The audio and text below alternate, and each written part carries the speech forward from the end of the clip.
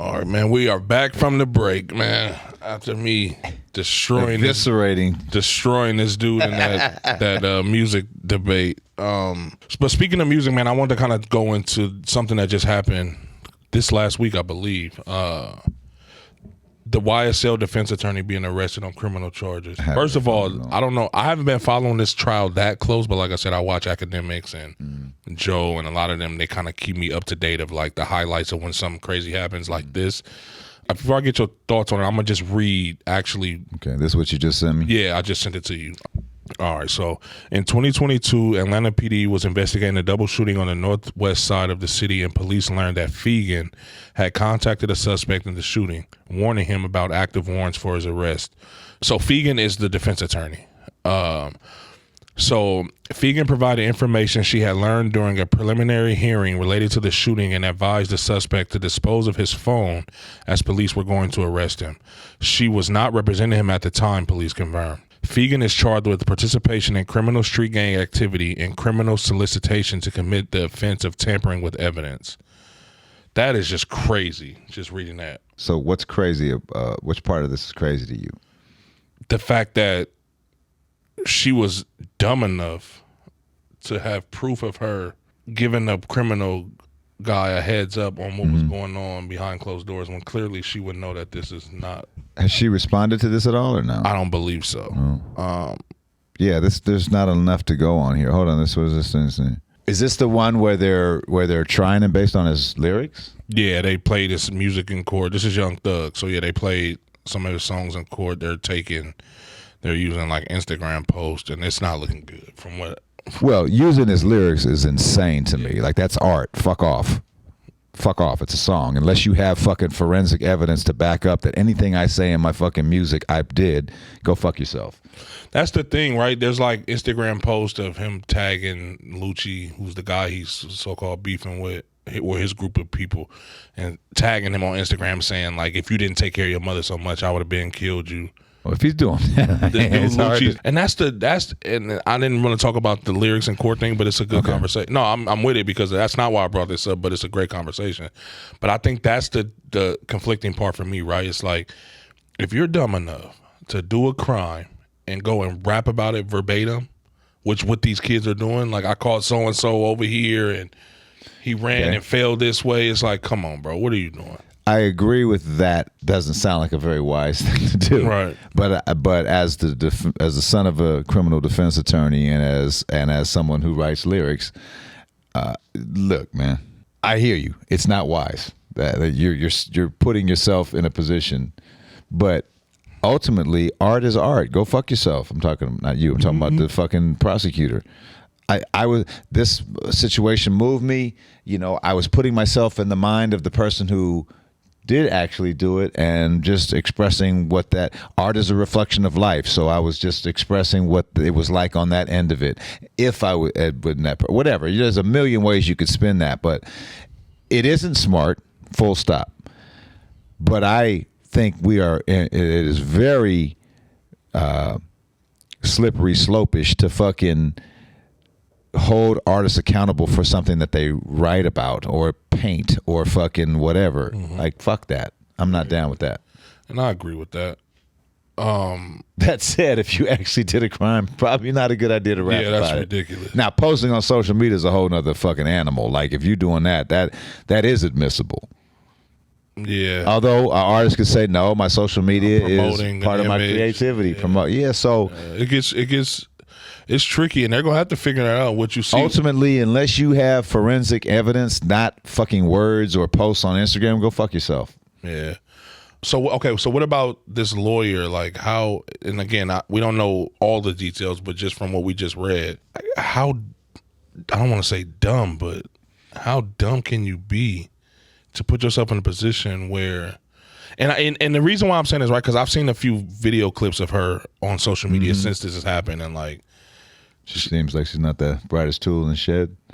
Well, she talks. She's a white lady. I believe she's white, but she talks like she's from the hood. Like, she talks like she's trying to be with the shit. Like, okay, that doesn't mean anything. Yeah, but I can see how you get caught up in this type of situation trying to be down. I got you. How old is she? You know? I don't know. What does she look like to you? She's not, maybe 30s, maybe early 40s. Okay. She's not super old. I mean, here's what I'd say, right? Like, if you, I mean, it sounds like, I mean, what we read, there's not enough information. I don't know what the preliminary hearing was. I don't know what her relationship to the person she tipped off was. I would say that it sounds like she could have bypassed any of this problem if she had just told the guy, hey, send me a text saying I'm your lawyer. Because as soon as she represents the person, she has attorney-client privilege. So they can talk about anything. And I think, let me give you a little bit more context, right? Because, like I said, this whole trial has been a shit show. Has been crazy. Just from the main prosecutor, who's also trying to prosecute Trump. She just was put on trial, on a stand for. Oh, is that the Fanny lady? Yeah. Oh, okay. That's her? She's doing this? She's the one that brought this down. Oh, wow. So, she's the prosecutor in that YSL RICO case. So I think, and allegedly, the guy who Young Thug's crew is supposedly bragging about killing, it's rumored that she used to fuck him back in the day. The Fanny right, Willis Fanny lady. Right, yeah. Wow. So that's what I'm saying. This whole trial is just wild. Like, the documentary is going to need to be done on this trial when it's done. Right. Just from all of it. This was the most recent thing that just happened. I say all that to say, it's like, when you're in certain situations and you have certain ties, it can get tricky. Absolutely, but it can get tricky. But it's all solved in one way.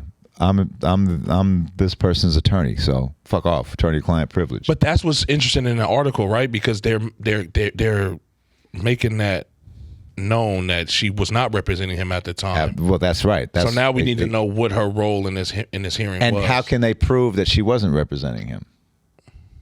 They're saying that, but how? I mean, I don't think they would say it unless they had some. What if he flipped? That's possible too. Because I mean, that sounds very possible. How else? But also, even if it was just her friend, maybe there's some ethical thing where if she did she overhear something? Like, however she attained the information to give the tip off is relevant as well. I don't, perhaps she was sitting somewhere in a courtroom and heard that, and maybe a lawyer is not supposed to go tell their friend something they heard. I don't know of that. I don't know of that ethic, but I'm not a lawyer. So, there's definitely not enough information on the post that we read for me to understand what the problem was. But, an accusation doesn't mean shit. Yeah. It ain't what you know, it's what you can prove. That's very true. I mean, but they arrested her, they charged her, so I'm interested to see how Arrested don't mean shit either. You're right. And like I say, it doesn't mean shit. Now, but I know what you're saying. You got to fight a case. Yeah, it means something. But and like I said, this whole YSL case is it's been a lot of just tricky stuff going on. I don't want to reopen old wounds here, but again, this is kind of the point that I'm making, right? So people want to comment on this shit and don't understand our criminal justice system. Facts. Our criminal justice system has very specific rules. Innocent until proven guilty. The burden of proof is on the prosecution. Burden of proof is an amazing thing in our obviously our criminal justice system is flawed, and obviously as a black man I don't have to tell you that. But it still is an amazing system in its ideals. Its execution has not been so good, but the idea of burden of proof is an amazing fucking concept. I think that plays into the confusion of the overall justice system, is because it has been manipulated in so many different ways for whatever reason. I don't think it's that. I think it's what we talked about earlier. People are just too lazy to fucking find out what it is, and people make assumptions. Justice is not necessarily the point of a trial, right? Like, that's not the point of, well, you would hope it is, but it's things happen in a courtroom, sometimes obviously based on racial biases, all that kind. But sometimes it's just that the evidence was this, or wasn't this, or the lawyer didn't present it well. Again, the biases exist, of course, but sometimes it is the presentation of the evidence. Sometimes it is a lack of evidence. Burden of proof means that whoever is levying the charges has the burden to prove it beyond a reasonable doubt. In other countries, you're guilty until proven innocent. Now, some people could say black people in America have experienced that. Right. I'm not going to argue with that. I'm talking about the ideals of the system. I just think we've seen the justice system get it wrong so many times. It's hard to. Have we? Yeah. Well, think about what I'm asking. We don't have a scorecard. We don't know how many times it's gotten it right and how many times it's gotten it wrong. Well, I'm not even saying that in it being relative to the other side of it, as far as right versus how many times they got it wrong. I'm just saying, in general, there's been plenty of times where we've seen these biases trump the justice system, whatever they may be, whether it's wealth, whether it's power, whether there's celebrity, whatever it is. We've seen people not held accountable for actions, and then we've seen people wrongly held accountable for shit that they didn't do based on whatever the semantics or specifications are. And what I'm suggesting to you is it isn't always based on biases. Certainly there are, and we don't have a scorecard of how many times it was biases, how many times it was just a lack of evidence, how many times it was a fucked up lawyer. Exactly. Yeah, like we don't have a scorecard. But if you're basing it on that same tradition that you're talking about in history and all of that, I mean, it's hard to not assume it's just the biases. No, and then the reason I'm pushing back on that is because I've grown up in it, and So you have a different perspective. Well, you're more well versed than most people. Well, I'm also white, but I'm not dismissing that. But yes, I am more. But to you, I am more well versed in it, and I understand that we sometimes put emotion into our criminal justice. It's not an emotion. Like the situation I'm going through. Mm-hmm. Justice, what's just and right and truthful, doesn't matter. It does matter, but it isn't going to be the thing that determines the outcome completely. Right. It's who can prove that they're exactly their side. Who can prove their side. Exactly. No, that's a good point. So, I mean, and I would submit again. If we were in front of an auditorium, people say, "Well, that's because you're white." Okay, I'll accept that. I'm never going to push back on that. But when you compare our criminal justice system to everything that existed before it and everything that exists around it, it is pretty fucking sound in a lot of ways. Like it has things in it that do protect people, and obviously the execution of it, I will never dispute that. But the ideals of it are pretty amazing. I don't know if I agree all the way with that, but I do see what you're saying though, for sure. Well, just take those two things I talked about: the burden of proof. Mm-hmm. Beyond a reasonable doubt. Right. Just if you take that, it trumps. It is better than almost any fucking criminal justice system that's ever existed. Just that alone. The idea that, okay, you're saying I did this. You, Mr. Prosecutor, have the burden of the proof. I could just sit on my hands until you fucking prove it beyond a reasonable doubt to 12 juries of 12 people of my peers that I get to pick. They don't, in other countries, there's just a fucking tribunal or there's just a fucking judge. Here, each attorney's side gets to pick the fucking jury. Yeah, but see, I'm not comparing it and its success to other justice systems. Why? Why would because you? I haven't and probably never will experience those. What other reference is there?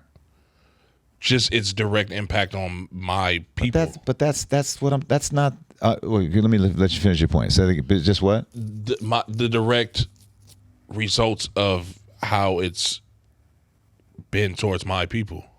Okay. People who look like me, come from where I come from. Okay. Friends that I've grown up with. My father. Let me. There's a famous case that involves someone who looks like you. Who that? O.J. Simpson. Mm-hmm. A little before my time, but I'm following. Okay, but you know that he got off. I know the case. Most people look. Most people feel like he did it. Right. And so they didn't prove it. So I don't spend any time thinking about whether he did it or not. They didn't prove it. Okay, so let's take the flip side of that. And in that sense, it worked. Because of money, he was able to flip the script. And when the results came down, white people went, I mean, it was fucking entertaining as fuck to watch. I got to be honest, dude. It was so entertaining to watch white people lose their shit. and black people celebrating a guy that they didn't even fuck with, bro. Black folks didn't even fuck with OJ back in the day, bro, because he was considered a kind of a sellout. I was about to say, didn't he kind of distance himself from? Absolutely, and black folks didn't fuck with OJ. Right. But it was this. I mean, it was so entertaining to watch. What about when it's on the other side of it, right? How do you feel about that? The people who are wrongly convicted.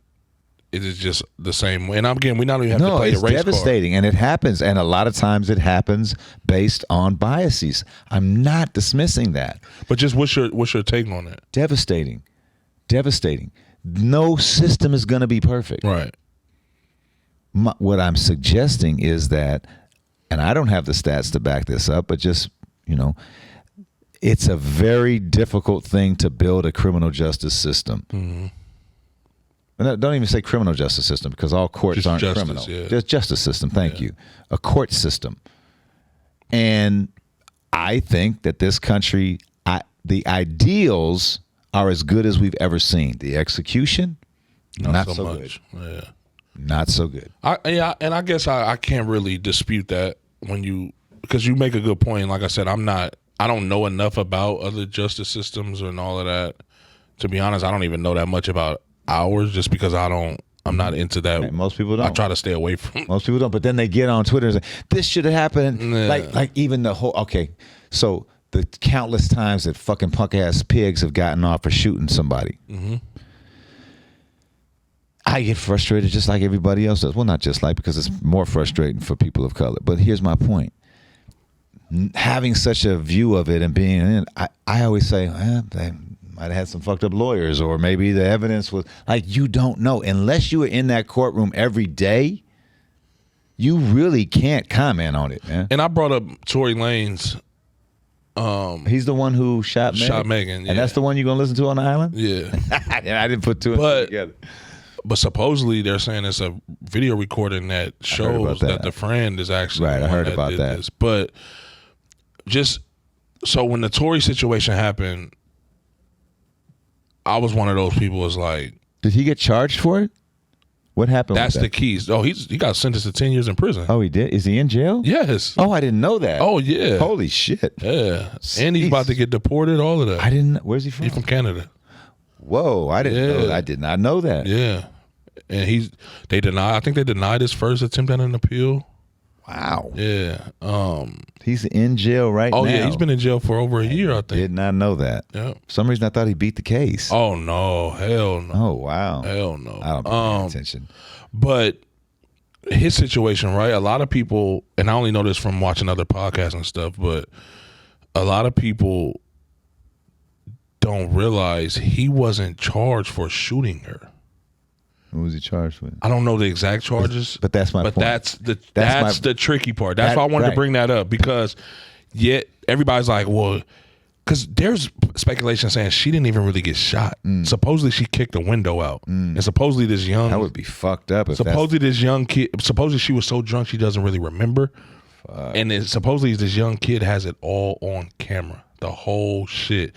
And the kid is a minor, so the parents they're like, originally would not, but now supposedly this video is supposed to be surfacing soon. Wow! And people have supposedly seen this video. Oh, okay. So here's my point. That's my point. You just.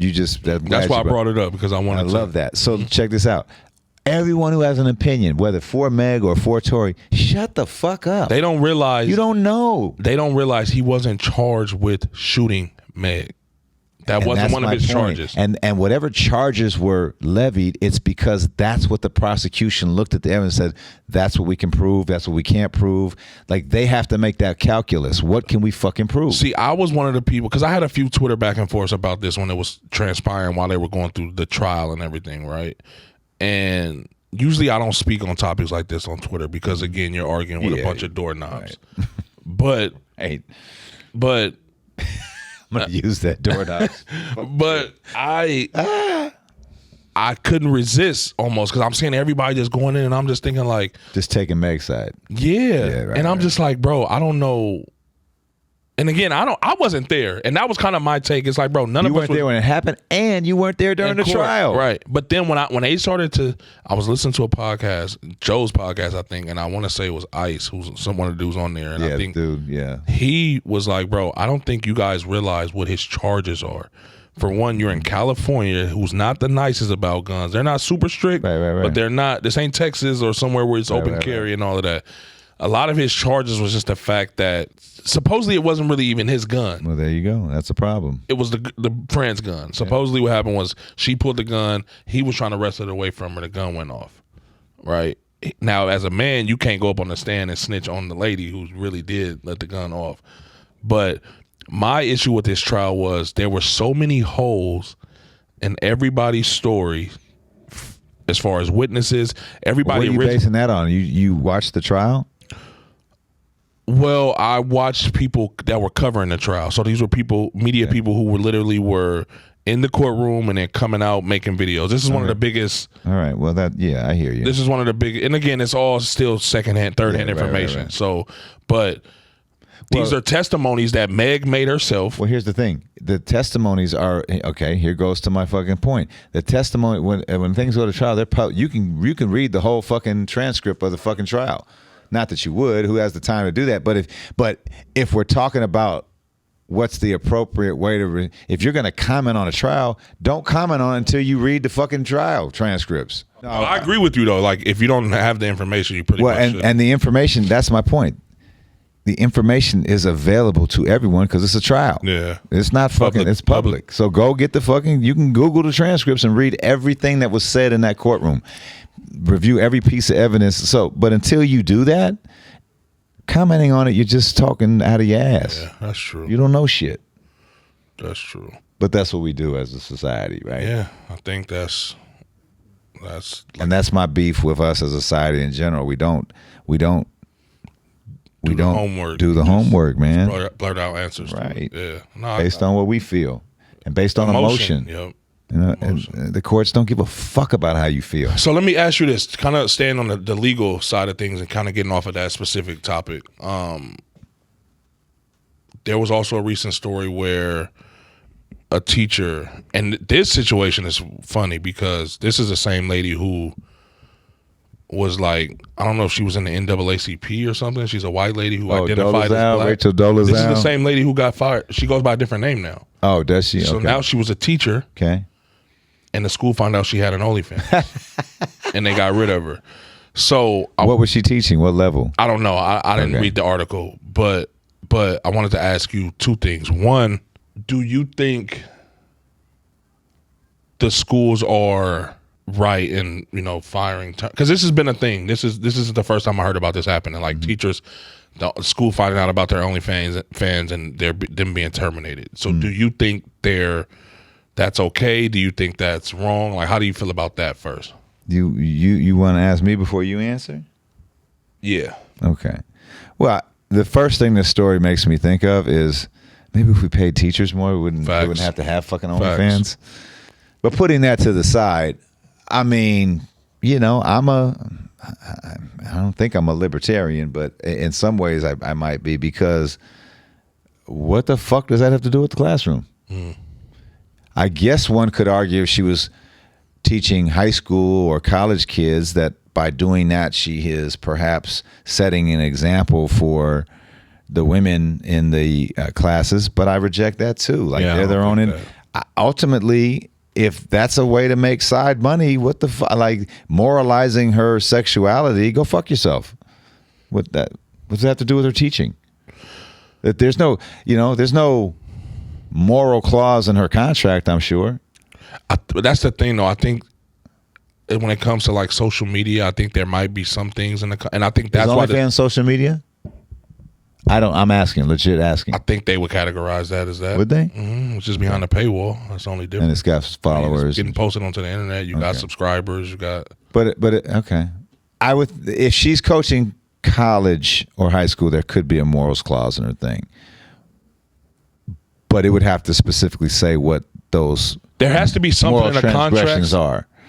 Because if there wasn't something in the contracts that said that this was prohibited, then they would have a lawsuit. So absolutely, and you're exactly right. So I'm thinking that there has to be something in the contract that this goes against. But I'm saying aside from that, aside from being a contractual, how do you feel? Just you don't think it's a big deal? So I don't give a fuck. So let's say Liam's 4th grade teacher. Mm-hmm. You know what's hella funny? Pause.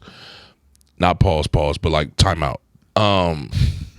One of the Josiah's mom was watching one of the clips. Did I tell you this already? And she was like, "You know, our son is in the 4th grade, not the 3rd grade." So this whole time I've been saying he's in the 3rd grade and he's in the 4th. That's all right. I mix their fucking names up all the time. But let's say Liam's 4th grade teacher, and I think you were saying Liam was in the 3rd grade too on that same episode. Oh yeah, he is in the 3rd grade. No, he's in the 4th. Liam? They have to be in the 4th. Liam's in the 3rd. He can't be. He's older than Josiah, and Josiah's in the 4th.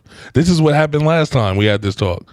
Because I was trying to think too. I'm like, I remember this. I don't know what we were talking about, but in the 3rd grade. He can't be in the 3rd grade, bro. I'm telling you, it's a new school year. Remember? All right, I'm gonna look into it. Because he's a little older than Josiah. Josiah's in the 4th. Anyway, unlike you, I have 5 kids, so right. I have an excuse. So Liam's in the 3rd or 4th grade, and you find out his teacher has an OnlyFans. What's your response? It ain't got nothing to do with Liam. I agree. It literally has nothing to do with him. I agree with that. So what about if he's in high school? It has nothing to do with him. I agree with that. I thought you were going to take the other side of that, to be honest, but I agree. Because I think I was going to take the other side. I was kind of hoping you did, just so we could go back and forth a little bit more on it. But I don't know.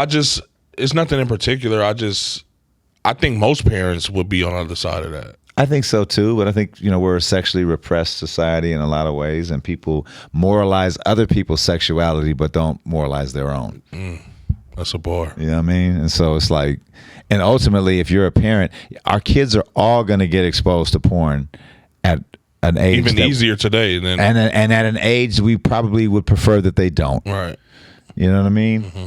I just, if Liam was like, oh, Mrs. Dolezal fucking, she got an OnlyFans and they were showing it in class, I'd be like, hey, well, I'd explain to him that some women choose to be sex workers and that's, a choice that they make. And as long as they're not being manipulated or taken advantage of that's well within their right. That's their right. I agree. Yeah, I don't think I would give a fuck either. Now, I've heard some people say that it could be a distraction if they're high school or middle school boys because only if they see it, right? But even then, like I think more than anything, it's an opportunity for a conversation, and that's always good. That's always good. You know what I mean? Like those boys are gonna come into contact with women who are sex workers at some point in their life. How do you feel about the teacher who wears tight skirts, tight pants, leggings? I mean, that's different, right? Like. That's different. I mean, I think there is an appropriate dress code, especially when you get into, if you're trying to teach a boy and you got ass and titties in front of their face, or a girl and and you got a sexy dude with his chest, like that's distracting. It's hard enough to keep fucking pay attention. You don't need that. So I think in those instances there is an appropriate dress code for a teacher. What do you think? I agree. I think I feel the same way. If I don't want my son in class being distracted every time you walk by. And then, exactly. So I definitely agree with that. And you don't want to, you get into, sexualizing and all that stuff. But, I mean, there are some women's figures, though, that their ass might show no matter what they wear. So, I don't know where we draw the line, but I think we all kind of know. I mean, there's a certain, but it is tough because what one person thinks is not appropriate, another person does. How do you feel about the young kids identifying as whatever they want to identify as? That's crazy. My sister and I just had this whole conversation.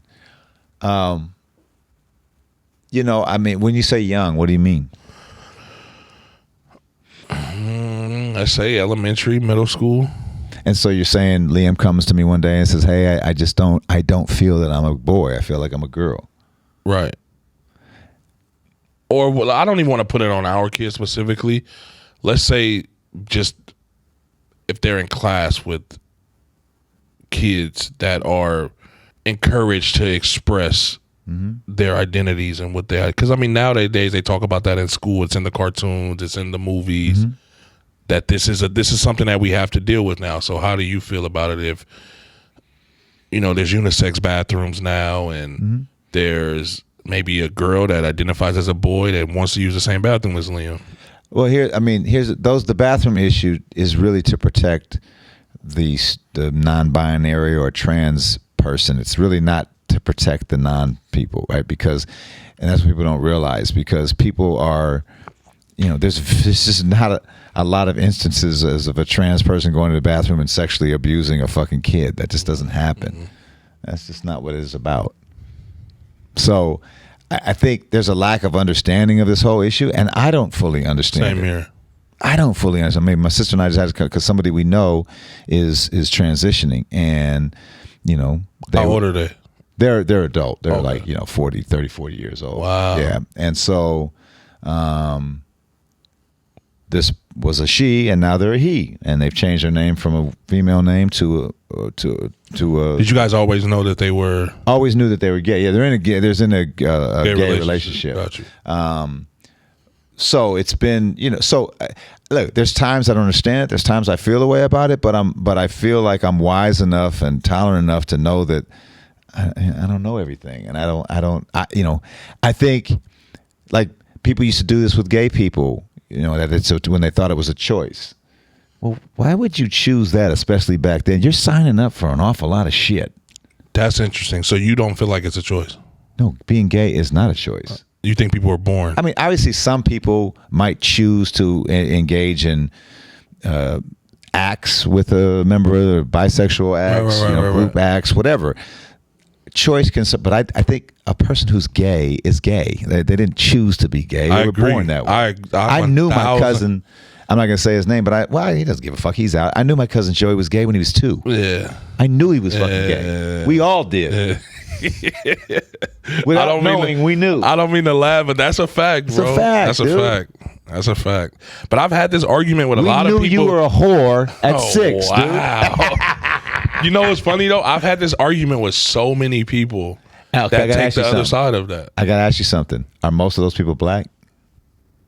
Yeah, probably all of them. At some point, wait, are you about to tie this into religion? No. Okay. Well, no. We can go. Do you not want to tie it? No, I was. But I think it is. I think we don't ever, especially as a white person, you can't criticize black folks, right? That's just the societal thing. But having lived in the community I lived in, I can tell you that the black community has not done the best job of handling gay shit, in my experience and from my view. And yes, I think some of it is based on religion, and I think there's actually been studies on it. There's actually been more intolerance in a lot of situations towards gay people from black communities than other non-black communities. Say that one more time. That there has been more incidences of intolerance towards gay people from black communities than non-black communities. And that may not be the case anymore, but certainly in my day it was. And I also think, not that they had a monopoly on it, but it's interesting that an oppressed people would still have some intolerance for this. That's interesting, because I've had this same conversation with people who didn't grow up with white people who didn't grow up in a black area, and they feel the complete opposite. They think that black people are more welcoming to. Interesting. Then they think if you're in a white family and they'll disown you. Wow. Well, okay, hold on. That's a different thing. I agree with that. That's a different thing. Why is that different? Disowning is a different step. Right. Right? I'm not talking about, I could see that. I could see that. So I just saw, and again, this is just what I saw. I'm not saying that I know that, and I'm not putting this on everything. But right. I saw a lot of intolerance, but it never went to that level. Gotcha. And I agree with that. I agree with that too. White folks took it to another level. I don't know the white side, but I see now. I get exactly what you're saying. Yep. They didn't, because that's one thing. I mean, black folks did it with me. In black communities, I've noticed that there may be shit talking, there may be teasing, there may be beating up, there may be things like that. But ultimately, if you from there, you from there. Yeah. And there's a lot of love, and there's a lot of, we'll talk shit about you, but can't nobody else. Exactly. Yeah. And we're not going to throw you out to the we're not gonna throw you out. We're gonna let you live in the house and talk shit about you every day. Right. But in my first marriage, there was one of the siblings was gay, and a woman in a family that was that had a church, and it was brutal, and she ended up having a lot of problems because they couldn't accept it, and they thought it was a choice, and that was the time also. So that really wasn't only about race, but and I've heard this from gay black people as well, that they felt like the black community hasn't handled as well as they would hope they would, especially as having experience with intolerance and oppression. It's just interesting. No, for sure. And like I said, I don't completely disagree with what you said either. I mean, when I've had conversations with, like you said, when you have the little cousin or the one in the family that everybody kind of knows, and it's the elephant in the room. Mm-hmm. Then when they're not around, people are talking and making their little jokes. Right. That's all the proof you need. And how many times are you in church? The Bible say Adam and Eve. It don't say Adam and Steve. Yeah. You heard that hella times, bro. Yeah. You know what I mean? Yeah. It's interesting, bro. This world, man. Humans are interesting. But getting back to the non-binary trans stuff, it's a complicated thing.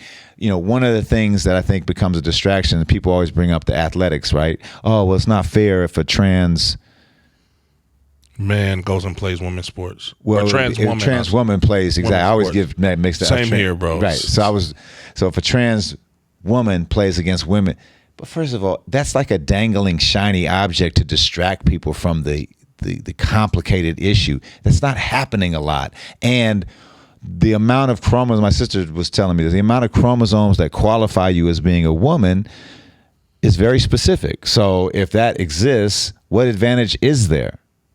There are women who are like, there's this swimmer she was talking about, I forget her name, but she's was born a woman, identifies as a woman. Like, there's no disputing that she's a woman, and she's whooping everybody's ass, and she's big and strong. Like, a trans woman might not be able to even beat her. You get what I'm saying? But those are outliers, right? They're outliers. That's the point. Right. Because there's also a story of a swimmer who was born a man and was a swimmer and was like below average, and then transitioned, became a woman, and was smoking it. I think I might have heard that, but I don't know. I've heard this story. I don't know how accurate that is. And again, let's just play it out that it's 1,000% accurate.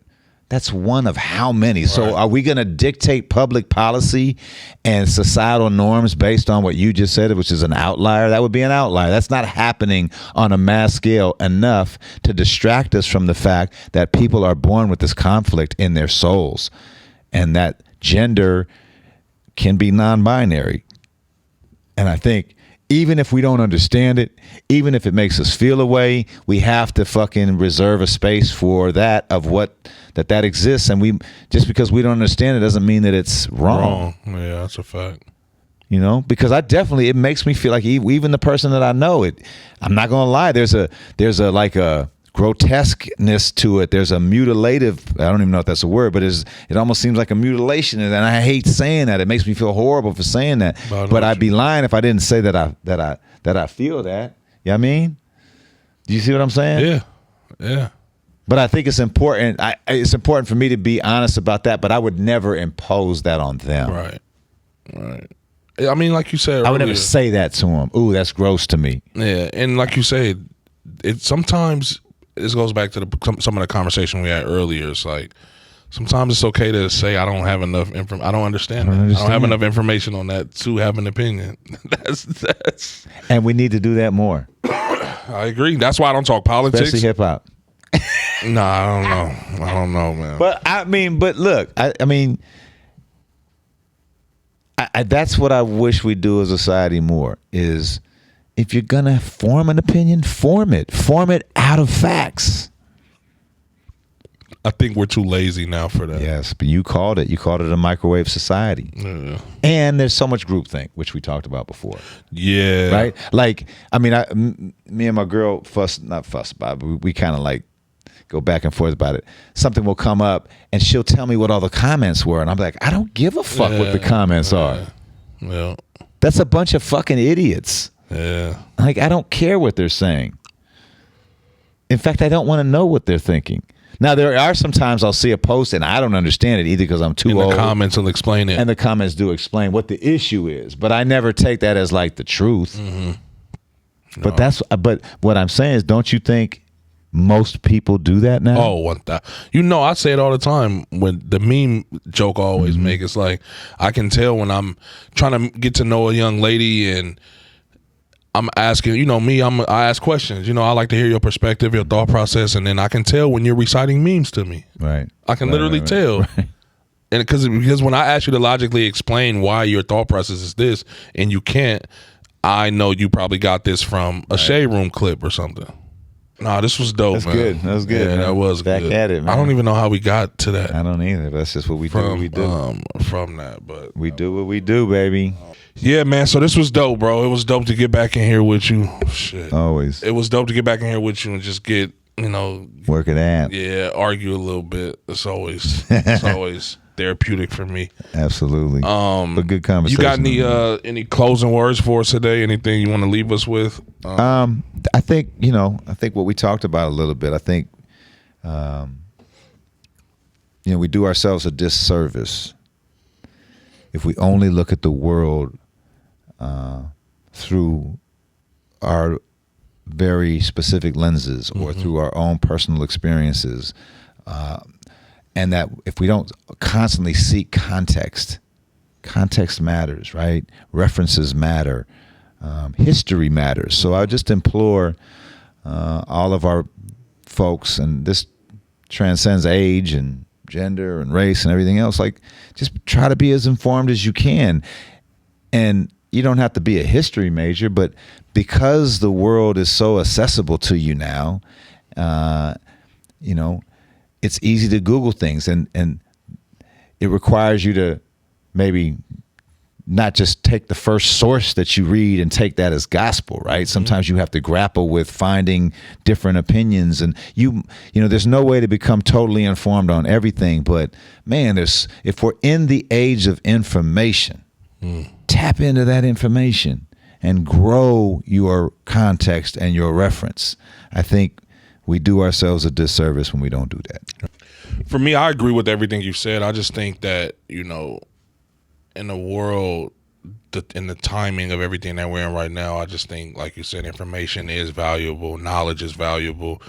And I think information is more valuable to people like you and I who I keep saying valuable so much, but who also hold value in forming our own opinions, right? Yes, and yes. I think that should be a challenge too. And that's what I do like about the youngins, right? Like, they question everything. When I was... Do they? Yeah, bro. I think so. I think they question a lot of the shit that we were taught. I'm sure you were taught this too, but when I was growing up, it's like, oh, it's because I said so. Don't, do this because I say it's right, or whatever the case may be. Right. Nowadays, it's like, oh wait, that's not that. I think they have more of that, and I think that's helping.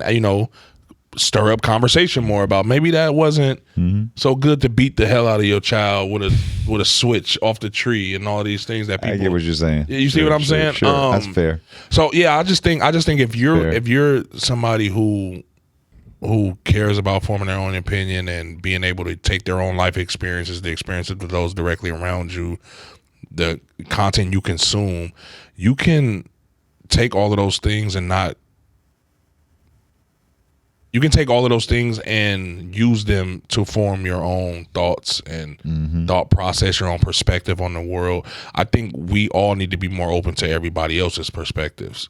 Everybody's, you know what I mean? Like, just because we were born at certain times doesn't mean that you are more equipped or credible than I am because I wasn't, you know what I mean? Or whatever the case may be. It has to be a two-way street between the youngsters and the OGs. Like, it has to be as just as much as we want them to understand the before. It's like we got to kind of understand the future if we really love hip hop as well. Go ahead. No, I said absolutely. So yeah, that's kind of all my initial thought was to go somewhere else, but I kind of want to just keep it on this, so it's so it makes sense. But yeah, I just think that, man, just be open minded. Constantly seek information. I think we can learn and be inspired from everything around us, everything we encounter, the people we encounter, the stories we hear. But you have to be open minded to that. You know what I mean? And I think it's okay to change your mind. It's okay to kind of contradict yourself sometimes. It's okay to be hypocritical sometimes. I mean, unless you're being intentional with it to manipulate shit. But I just think that, with more information, you learn new things, and my perspective might change. Absolutely. You know what I mean? You ask me how I feel about the topic a year ago, I might have a different answer today. So yeah, man, I think with that being said, I just, I'm excited for 2024. I got some big things coming, I'm sure. Pause. Jesus Christ, that was crazy. I know you working as well. So yeah, man, I'm ready to sign out. I'm good. This was dope. I'm happy to be back in here. I'm happy to get on this schedule so we can get back to filming regularly and take this shit over. And pushing this content out, man. Word up. My brother.